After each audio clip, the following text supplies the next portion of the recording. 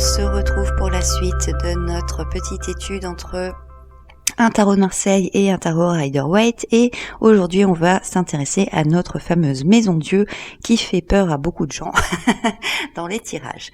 Alors au niveau du nom, on peut déjà se rendre compte qu'il y a une petite différence. Donc on a la maison Dieu version Marseille et la maison de Dieu version Rider-Waite. Et donc j'ai fait quand même quelques petites recherches parce que c'est vrai que j'avais pas forcément vu jusqu'à maintenant qu'on avait la maison de Dieu dans un rider. Il faut savoir que au niveau du Moyen-Âge, ce qu'on appelait la maison Dieu était en fait un hôpital. On soignait en fait les malades qui étaient environnants. Et c'était souvent des malades de passage. La maison de Dieu, c'est vraiment plus la maison dans le sens église. Donc c'est intéressant d'avoir cette dimension-là aussi parce que ça peut aussi changer un peu le regard sur cette maison Dieu, puisque ici on est plus dans une sorte d'hôpital, donc là où on va soigner le mal, là où on va tenter de guérir le mal. Alors le mal qui peut être psychologique, qui peut être de l'ordre de l'ego, qui peut être de l'ordre du physique, alors qu'ici on est vraiment dans la maison de Dieu, donc l'église sur laquelle la colère divine va s'abattre. Au niveau du numéro, on est toujours dans le 16, ça change pas. Et au niveau de paysage, on a déjà un petit changement puisque ici on retrouve vraiment ce côté noir qu'on avait déjà avec le diable, avec le côté de il y a quelque chose qui s'est érigé. On est vraiment sur le principe de la tour de Babylone. Les hommes ont voulu montrer leur puissance et ont déclenché la colère divine. On voit cette tour qui monte très très haut dans le ciel et qui atteint les nuages. On voit d'ailleurs justement les nuages et le ciel noir. On voit que c'est mis sur une falaise déjà. Donc on voit que déjà ça a été créé sur quelque chose en hauteur et on a voulu aller visiter le ciel. C'est un peu comme ça que moi je la vois. Alors que dans le Marseille, on est vraiment les pieds sur terre.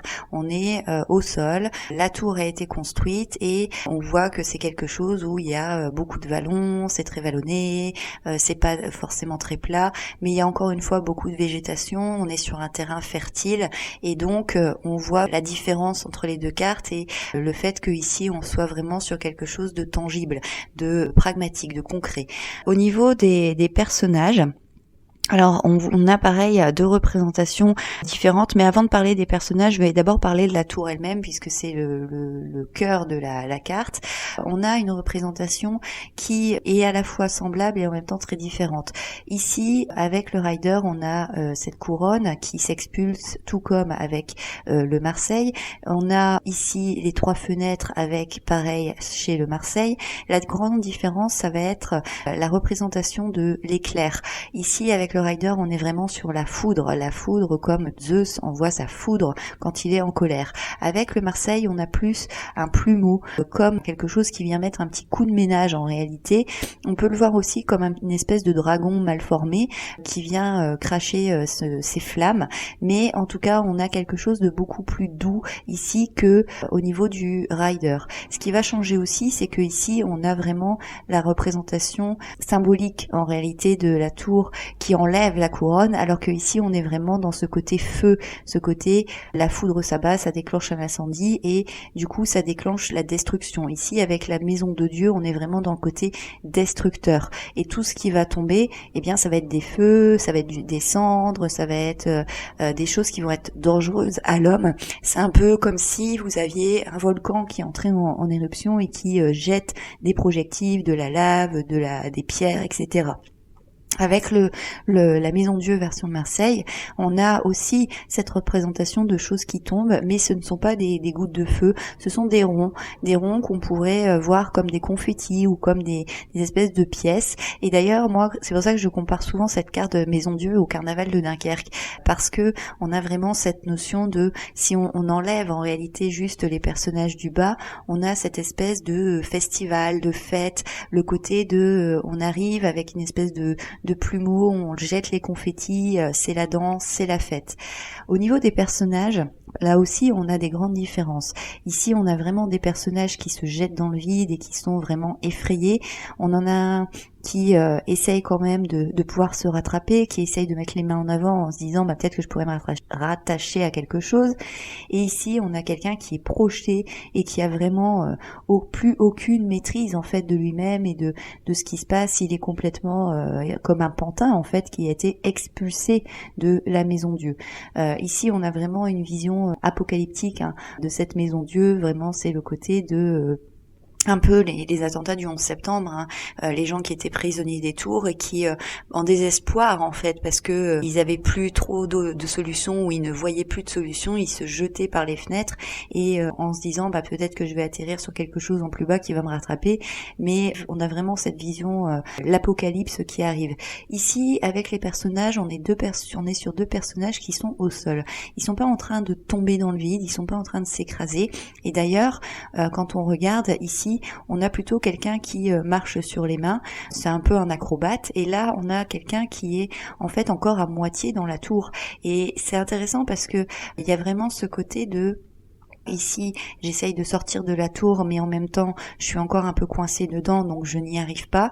Et ici, on a quelqu'un qui est vraiment sorti de la tour et quelque part, il s'en amuse en fait. Il y a ce côté, on voit les personnages, ils sont pas effrayés au niveau du visage. Ils s'en amusent parce que pour lui, en fait, c'est une occasion de pouvoir sortir et c'est un petit peu comme si on avait un personnage qui avait été longtemps coincé dans sa tour et qui aujourd'hui retrouve une sorte de liberté et qui peut justement profiter de cette liberté soudaine, inattendue et retrouvée et qui justement respire un peu les premiers moments de cette liberté retrouvée. Il n'y a pas vraiment ce côté de qu'est-ce que je vais faire après, qu'est-ce que je vais devenir après, on est vraiment dans l'instant présent. Ici, on a une version en réalité pour moi beaucoup plus festive et beaucoup moins dramatique en réalité que celle issue du rider.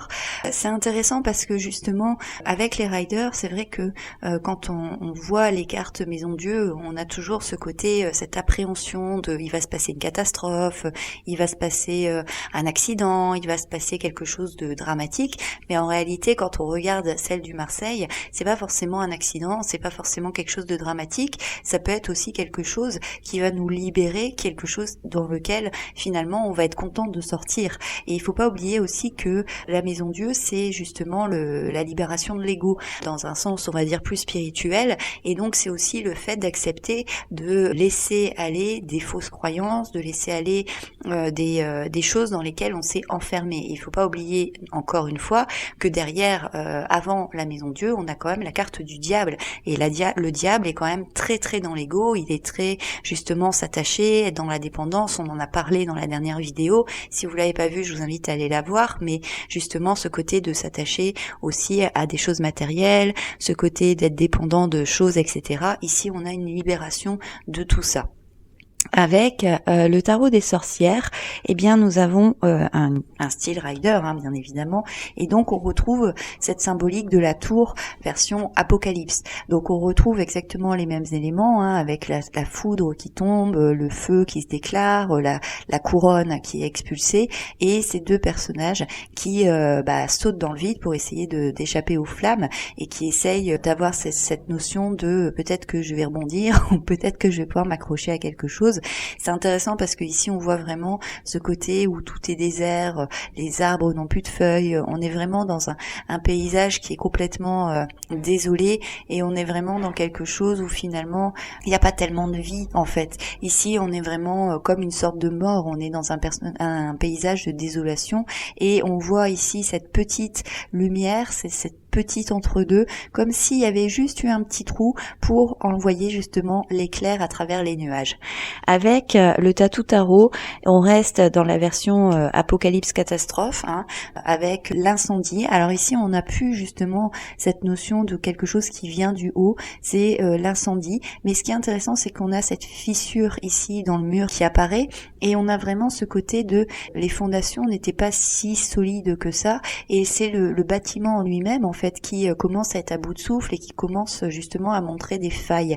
Et c'est aussi ce côté, le burn-out professionnel par exemple. Vous êtes arrivé à un stade où finalement le corps physique n'arrive plus à suivre, votre enveloppe physique n'arrive plus à suivre, et en réalité il contenait en lui énormément de colère, énormément de rage même peut-être, et à un moment donné, eh bien ça éclate, ça sort. C'est ce côté cocotte minute, le côté où il y avait un feu intérieur qui couvait, et là ce feu explose. Ce feu n'est pas maîtrisable parce qu'il était tellement là depuis longtemps que finalement il devient incontrôlable. Et ça, c'est par exemple, si vous avez déjà vu La Petite Maison dans la Prairie, il y a un épisode où il y a le fils de Charles Ingalls qui fume la pipe dans la cave, et puis en fait ils sont surpris, ils jettent la pipe, et la pipe met le feu en fait à l'école, mais personne ne s'en rend compte en fait, et quand ils s'en rendent compte, c'est parce que le feu a déjà pris une telle ampleur qu'il n'est plus maîtrisable, on peut plus l'éteindre en fait, le feu est déjà en train de tout ravager, et la seule possibilité que ont les personnes, eh bien c'est de sortir très très vite de l'école pour se mettre en sécurité, et malheur à ceux qui se retrouveraient coincés justement dans ce bâtiment, parce que quelque part ils ne pourront pas s'en sortir. Avec le tarot de la loi de l'attraction, on est dans une représentation de la foudre qui s'abat. On est avec cet arbre. Alors vous savez que l'arbre, quand on a un orage, il faut pas se mettre sous un arbre parce que ça attire l'électricité. Et on a ce personnage qui est justement en anorak et qui regarde en fait l'orage. Ce qui est intéressant, c'est de voir la forme ici. Ce sont les arbres en fait qui sont cachés, qu'on aperçoit et qui apparaissent un petit peu comme des sortes de personnages un petit peu bizarroïdes. Et ici, vous voyez, on voit quelqu'un on dirait il fait une danse égyptienne, là c'est pareil, on a l'impression en fait que les personnages sont en train de faire la fête plus ou moins de manière robotisée, et il y a vraiment ce côté de la foudre s'abat, c'est quelque chose que l'on regarde, c'est quelque chose sur lequel on est spectateur, mais c'est quelque chose sur lequel on ne peut pas agir. Et encore une fois, on a ce côté de attendre que l'orage passe pour pouvoir faire quelque chose. Ici, ce qui est intéressant dans cette carte, c'est qu'on voit que quand la foudre s'abat, quand un événement arrive, quand l'inattendu se produit et que c'est quelque chose qui est complètement extérieur à nous, eh bien on ne peut pas forcément avoir de contrôle dessus. Il y a aussi une espèce d'abandon en fait du pouvoir, et la notion de parfois juste accepter les événements, aussi perturbants soient-ils, aussi bruyants soient-ils, aussi forts soient-ils. Eh bien parfois on est juste spectateur, et on doit justement prendre conscience aussi que la nature est beaucoup plus forte que l'être humain, et que quelque part, il faut aussi savoir la respecter si on ne veut pas déclencher sa colère. On va finir avec le Lily White, et là on a encore une représentation différente qui est assez intéressante, je trouve. Ici on est encore dans l'orage, mais on est surtout avec justement le cerf qui a perdu ses bois. Vous voyez, le cerf, il avait des bois, les bois sont au sol, c'est-à-dire qu'il a perdu en fait son autorité, il a perdu ce côté majestueux. Les bois, plus on a dans les animaux en fait, plus les bois sont grands, plus les bois sont développés, plus en réalité ça donne la position hiérarchique de l'animal. Là, le fait qu'il ait perdu ses bois, eh bien ça le ramène vraiment comme un stade enfant où justement il devait grandir, il devait se développer, etc. Et quelque part c'est aussi le signe que quelque part, même si à un moment donné on se prend pour un chef, pour quelqu'un qui est tout en haut de l'échelle, quelqu'un qui est dans un certain statut depuis longtemps, eh bien rien n'est immuable, et à un moment donné on peut aussi perdre cette autorité, on peut perdre cette place, et donc devoir aussi repartir de zéro, devoir reconstruire complètement en fait nos projets ou un mode de pensée, etc.